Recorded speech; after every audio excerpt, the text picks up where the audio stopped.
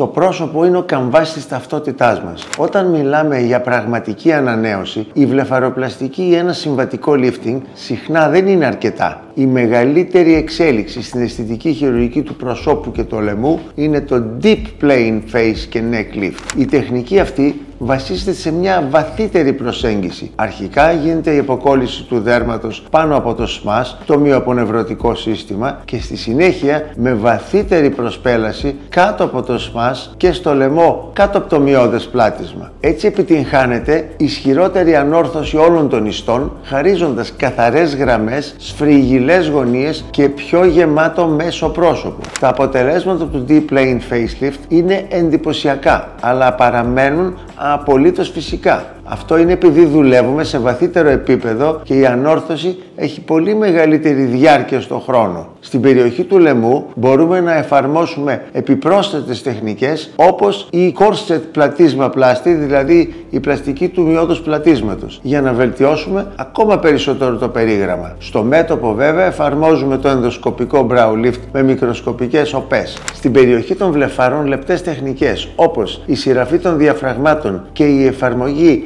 micro και nano fat grafting, μεταμόσχευσης λίπους δηλαδή, χαρίζουν φυσική μετάβαση από την περιοχή των ματιών προς τα ζυγωματικά. Επίσης, όπου υπάρχει ανάγκη, μπορεί να γίνει και χειρουργική ανόρθωση του άνω χείλους, το λεγόμενο lip lift, για ακόμα πιο ισορροπημένο αποτέλεσμα. Ο συνδυασμός τεχνικών είναι αυτός που μας δίνει τη δυνατότητα να προσφέρουμε ένα εντυπωσιακό, φυσικό και μακροχρόνιο αποτέλεσμα που είναι προσαρμοσμένο στις ανάγκες κάθε προσώπου.